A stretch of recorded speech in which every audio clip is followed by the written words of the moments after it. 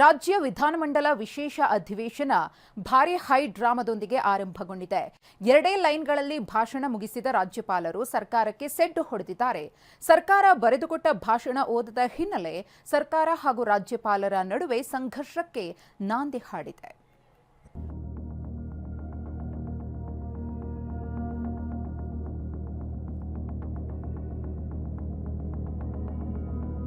कुल मिलाकर राज्य की आर्थिक, सामाजिक और भौतिक विकास की गति दोगुना करने के लिए मेरी सरकार पूरी तरह प्रतिबद्ध है. जय हिंद, जय कर्नाटक. ರಾಜ್ಯಪಾಲರು ಕೇಂದ್ರ ಸರ್ಕಾರದ ಕೈಗೊಂಬೆಯಂತೆ ವರ್ತಿಸಿದ್ದಾರೆ.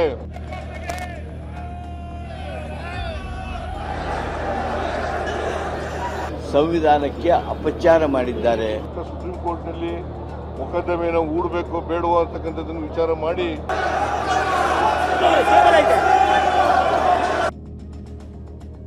ಸರ್ಕಾರದ ಭಾಷಣ ಓದದ ಗವರ್ನರ್, ಭಾರಿ ಹೈ ಡ್ರಾಮಾ.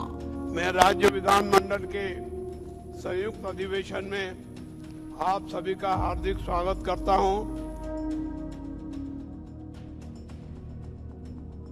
ಕೇವಲ ಎರಡೇ ಮಾತಿನಲ್ಲಿ ಭಾಷಣ ಮುಗಿಸಿದ ಗೆಹ್ಲೋಟ್. और भौतिक विकास की गति दोगुना करने के लिए मेरी सरकार पूरी तरह प्रतिबद्ध है. जय हिंद, जय कर्नाटक. ಗವರ್ನರ್ ಕೇಂದ್ರದ ಕೈಗೊಂಬೆ ಎಂದು ಸಿಎಂ ರೋಷಾಗ್ನಿ. ಸುಪ್ರೀಂ ಕೋರ್ಟ್ನಲ್ಲಿ ಮೊಕದ್ದಮೆಯನ್ನು ಹೂಡಬೇಕು ಬೇಡವೋ ಅಂತಕ್ಕಂಥದ್ದನ್ನು ವಿಚಾರ ಮಾಡಿ ಸಮರ. ಕೇಂದ್ರ ಸರ್ಕಾರದ ವಿರುದ್ಧ ಕಾಂಗ್ರೆಸ್ ಸಮರವನ್ನೇ ಸಾರಿತು. ಮನ್ರೇಗಾ ಹೆಸರು ಬದಲಿಸಿ ವಿಬಿಜಿ ರಾಮ್ಜಿ ಅಂತ ಬದಲಾಯಿಸಿದ್ದಕ್ಕೆ ಕಾಂಗ್ರೆಸ್ ಖಂಡಿಸಿತು. ಕೇಂದ್ರದ ವಿರುದ್ಧ ರಾಜ್ಯದಲ್ಲಿ ಬೃಹತ್ ಹೋರಾಟಕ್ಕೆ ಕಾಂಗ್ರೆಸ್ ಸಜ್ಜಾಗಿತ್ತು. ಇದಕ್ಕಾಗಿಯೇ ಇಂದಿನಿಂದ ವಿಶೇಷ ಅಧಿವೇಶನ ಕರೆಯಲಾಗಿತ್ತು. ಇನ್ನೇನು ಅಧಿವೇಶನದಲ್ಲಿ ರಾಜ್ಯಪಾಲರು ಸುದೀರ್ಘ ಭಾಷಣ ಮಾಡ್ತಾರೆ ಅಂತ ಎಲ್ಲರೂ ಕಾಯ್ತಿದ್ರು. ಯಾವ ಭಾಷಣವನ್ನು ಓದದೆ ಕೇವಲ ಎರಡೇ ಮಾತಿನಲ್ಲಿ ಗವರ್ನರ್ ಭಾಷಣ ಮಾಡಿದ್ದು ಸದನದಲ್ಲಿ ದೊಡ್ಡ ಹಂಗಾಮಾಗೆ ಕಾರಣವಾಯಿತು. मैं राज्य विधानमंडल के संयुक्त अधिवेशन में आप सभी का हार्दिक स्वागत करता हूं. और भौतिक विकास की गति दोगुना करने के लिए मेरी सरकार पूरी तरह प्रतिबद्ध है. जय हिंद, जय कर्नाटक. ಭಾಷಣದ 11 ಪ್ಯಾರಾ ತಿದ್ದುಪಡಿಗೆ ರಾಜ್ಯಪಾಲರು ಸೂಚನೆ ಕೊಟ್ಟಿದ್ರು. ತಿದ್ದುಪಡಿ ಮಾಡ್ತಿದ್ರೆ ಓದೋದಿಲ್ಲ ಅಂತಾನೂ ಹೇಳಿದ್ರು. ಆದ್ರೆ ರಾಜ್ಯಪಾಲರ ಕಂಡೀಷನ್ಗೆ ಸರ್ಕಾರ ಬಿಲ್ಕುಲ್ ಒಪ್ಪಿರಲಿಲ್ಲ. ಸರಿಯಾದ ಸಮಯಕ್ಕೆ ರಾಜಭವನದಿಂದ ನೇರವಾಗಿ ವಿಧಾನಸೌಧಕ್ಕೆ ಬಂದ ಗೆಹ್ಲೋಟ್ ಕೇವಲ ಎರಡೇ ಮಾತಿನಲ್ಲಿ ಭಾಷಣ ಮುಗಿಸಿದ್ರು. ಮೊದಲು ಮತ್ತು ಕೊನೆ ಪ್ಯಾರಾ ಓದಿ ಹೊರ ನಡೆದ್ರು. मुझे कर्नाटक विधानमंडल के एक और संयुक्त सत्र को संबोधित करते हुए हर्ष की अनुभूति हो रही है.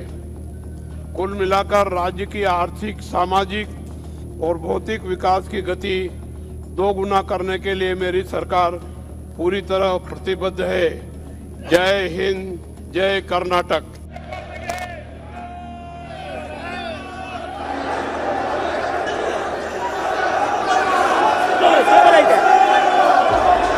ಪುಸ್ತಕದಲ್ಲಿ ಪುಟಗಟ್ಲೆ ಭಾಷಣ ಇದ್ರೂ ಕೇವಲ ಎರಡೇ ಮಾತಿನಲ್ಲಿ ರಾಜ್ಯಪಾಲರು ಭಾಷಣ ಮುಗಿಸಿದ್ದಾರೆ.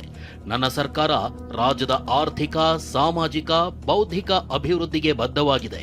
ಅಭಿವೃದ್ಧಿಯನ್ನ ಸರ್ಕಾರ 2 ಪಟ್ಟು ಹೆಚ್ಚಿಸಲು ಕಟಿಬದ್ಧವಾಗಿದೆ ಅಂತ 2 ಸಾಲಿನಲ್ಲಿ ಭಾಷಣ ಮಾಡಿದ ರಾಜ್ಯಪಾಲರು ಜೈ ಹಿಂದ್, ಜೈ ಕರ್ನಾಟಕ ಅಂತ ವಿಧಾನಸಭೆಯ ಸದನದಿಂದ ಹೊರ ನಡೆದ್ರು.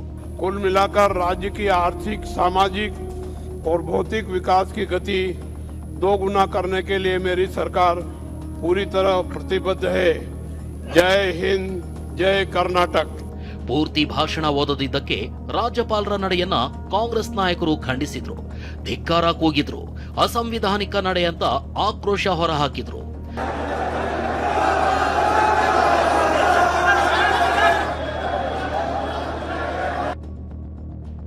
ಕಾನೂನು ಹೋರಾಟ ಮಾಡ್ತೀವಿ ಎಂದು ಸಿಎಂ ಸಮರ.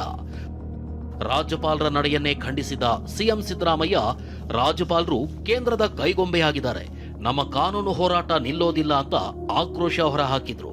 ನಮ್ಮ ಸರ್ಕಾರ ಪ್ರತಿಭಟನೆ ಮಾಡ್ತದೆ, ನಮ್ಮ ಪಕ್ಷ ಪ್ರತಿಭಟನೆ ಮಾಡ್ತದೆ, ನಮ್ಮ MLAಗಳು ಪ್ರತಿಭಟನೆ ಮಾಡ್ತಾರೆ, MLCಗಳು ಪ್ರತಿಭಟನೆಯನ್ನು ಮಾಡ್ತಾರೆ. ಇಡೀ ರಾಜ್ಯದಲ್ಲಿ ನಾವು ಹೋರಾಟವನ್ನು ಹಮ್ಮಿಕೊಂಡಿದ್ದೀವಿ. ರಾಜ್ಯಪಾಲರು ಕೇಂದ್ರ ಸರ್ಕಾರದ ಕೈಗೊಂಬೆಯಂತೆ ವರ್ತಿಸಿದ್ದಾರೆ. ಕೇಂದ್ರ ಸರ್ಕಾರ ಅವರ ಮಾಡಿರ್ತಕ್ಕಂಥ ತಪ್ಪನ್ನು ಮುಚ್ಚಿಕೊಳ್ಳಲಿಕ್ಕೋಸ್ಕರ ರಾಜ್ಯಪಾಲರ ಕೈಲಿ ಬೇರೆ ಭಾಷಣವನ್ನು ಓದಿಸಿದ್ದಾರೆ. ಇಲ್ಲ, ನಾವು ಕೋರ್ಟ್ಗೆ ಹೋಗ್ಬೇಕು, ಸುಪ್ರೀಂ ಕೋರ್ಟ್ನಲ್ಲಿ ಮೊಕದ್ದಮೆಯನ್ನು ಹೂಡಬೇಕು ಬೇಡವೋ ಅಂತಕ್ಕಂಥದ್ದನ್ನು ವಿಚಾರ ಮಾಡಿ ನಿಮಗೆ ತಿಳಿಸ್ತೀನಿ.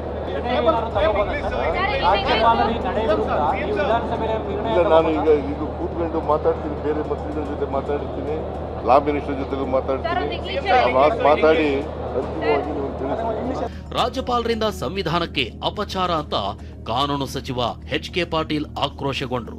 2 ಸಾಲ ಮಾತ್ರ ಓದಿ ಹೋಗಿರೋದೇನಿದೆ, ಸಂವಿಧಾನಕ್ಕೆ ಅಪಚಾರ ಮಾಡಿದ್ದಾರೆ. ಸಂವಿಧಾನದ ನಿರ್ದೇಶನದಂತೆ ನಡೆಯಲಿಲ್ಲ. ಆ ಹಿನ್ನೆಲೆಯೊಳಗೆ ಅವರು ಸಂವಿಧಾನಕ್ಕೆ ಒಂದು ರೀತಿ ಅಪಚಾರ ಮಾಡಿದರೆ ಇದು ಮುಂದಿನ ದೃಷ್ಟಿ, ಪ್ರಜಾಪ್ರಭುತ್ವದ ದೃಷ್ಟಿಯಿಂದ ಈಗ ಆಗ್ತಾ ಇರ್ತಕ್ಕಂಥ ಅನಾಹುತಗಳು ಸರಿ ಇಲ್ಲ. ಮತ್ತೊಂದು ಕಡೆ ಸರ್ಕಾರದ ನಡೆಯನ್ನೇ ವಿಪಕ್ಷ ಬಿಜೆಪಿ ಖಂಡಿಸಿದೆ. ವಿಪಕ್ಷ ನಾಯಕ ಆರ್ ಅಶೋಕ್ ಸರ್ಕಾರ ರಾಜ್ಯಪಾಲರಿಗೆ ಅಗೌರವ ತೋರಿಸಿದೆ ಅಂದ್ರು. ಕಾಂಗ್ರೆಸ್ ಅವರು ಇಡೀ ಸದನವನ್ನ ಗೂಂಡಾಗಿರಿ ಮಾಡಿದ್ದಾರೆ. ಇವತ್ತು ಗವರ್ನರ್ ಅವರು ಸಂವಿಧಾನದತ್ತವಾಗಿ ಕೆಲಸ ಮಾಡಬೇಕು, ಅದನ್ನು ಮಾಡಿದ್ದಾರೆ.